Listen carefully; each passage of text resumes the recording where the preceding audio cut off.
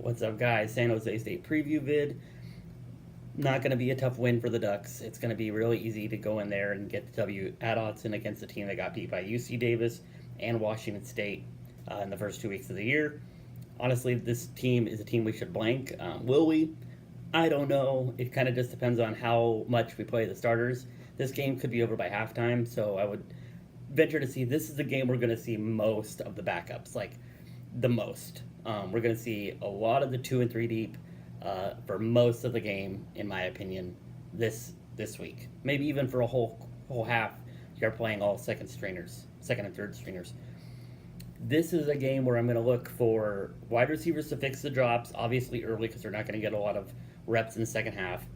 And you're going to look for the running backs to hit the whole hard out of the pistol. This is one thing that I've been noticing with Tony specifically is out of the pistol, he seems kind of hesitant and wants to dance. He's not used yet to getting that little bit less space than he is normally coming out of the shotgun. He's getting, I think it's like 3 or 4 yards less space to make his move into the hole. And I would just love to see him be a little bit more forceful in his decision making. Be it the wrong decision, be it the right. Just make a decision, don't dance, and try and hit the hole hard. CJ Verdell, on the other hand, seems extremely comfortable in the pistol. Maybe it's because he's a redshirt freshman, and maybe this is just his first real reps of anything. He never played last year, so he doesn't know the shotgun all that well, and he can pick up the pistol pretty easily. But he looks extremely comfortable. He looks like the future back. I've been saying it all year. CJ Verdell is the future of Oregon running, and the way Travis Dye looked in limited reps against Portland State, granted it's Portland State, he looked like he could be that 1-2 combination that Oregon could have at running back to really help out whoever the quarterback is after Herbert.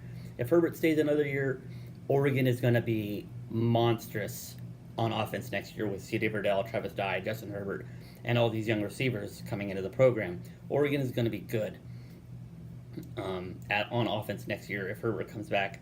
And in the case that Herbert doesn't come back, this is a game where I want to see Tyler Shuck the most out of the 2 backups. I'm tired of seeing Braxton Burmeister trot it onto the field, not being able to make a 10-yard out route, not being able to throw a screen, not being able to complete a pass. He to me, it just looks like he's just, everything he does looks like it takes everything in his power to complete or to work. It does not look flawless. It doesn't look simple to him. It just looks, you can almost see his mind working while he's on the field, and that terrifies me as a fan. The fact that I can sit there on my TV and watch his mind race is scary. I don't know how it looks on the field or how it looks in practice, but to me, the fan, watching Braxton Burmeister throw or run our offense, it just looks like he wants to be anywhere else but there, personally. Tyler Shuck did throw a pass against Portland State, handed it off to Verdell, I think 4 times, and we got a touchdown. But what I want to see out of Shuck is, how does he look as a true freshman? Where is he at developmentally? Obviously, you're not going to expect Shuck to come in there and light the world on fire. A, because he's a true freshman, and B, he's going to be working with second and third stringers along his offense. I want to see Shuck at least be, competent in the offense. He doesn't need to be perfect, obviously.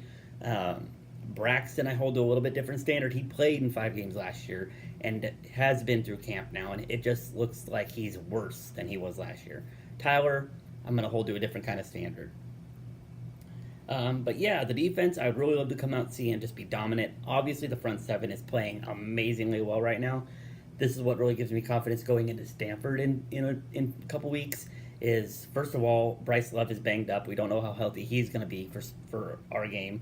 And secondly, we're going to need to get a pass rush on Costello to negate the size difference of the receivers and how big and athletic they are. Their wide receivers are 6'3" to 6'7". There's no receiver under 6'3". So we're going to need to get a pass rush and force Costello to throw the ball before he wants to maybe force him into a couple mistakes to have a chance in this ball game. So I'm really glad to see that our defensive line and our linebackers, to be honest, are playing at such a high level, because we're going to need to negate Bryce Love. We're going to need to force pressure on Costello to negate the size of the receivers. So I'd like to see more of what I've been seeing in the first 2 games. And in the secondary, cut down on broken plays. I know they didn't have that many against Portland State. Obviously, it is Portland State, and this is against San Jose State, not another great opponent. But you just always like to see as little mistakes as possible. And that one touchdown that Portland State got was a touchdown. I mean, they earned that touchdown. Was it on a broken play? Yeah, that shouldn't have happened. The safety and the corners need to be on better communication on that one play. But other than that, they did a pretty good job. So more of that, less mistakes. Just those are the things I'm looking for in this wrap up of the preseason, as running backs hitting the hole harder. Want to see wide receivers cut down on drops and the limited possessions they're going to have because they're not going to be out there very long. And I want to see the defensive line and the front seven in general play the way they've been playing for the first 2 games. And I'd like to see the secondary play a lot tougher, in my opinion. I think they're going to need to play tougher to beat the Stanfords, to beat the Washingtons, to maybe go steal a game on the road. Utah on the road this year is going to be a tough one. So go steal a game on the road. Those type of plays I want to see out of this defense and secondary in general. So as always, guys, go Ducks. Oh, and by the way, I will be live streaming this game. It starts at 2 o'clock. I work at 5, so I may miss the last half of the fourth quarter or so. But I apologize. I will live stream most of the game, though, or whatever I can. So as always, guys, go Ducks, and have a great week, and see you Saturday.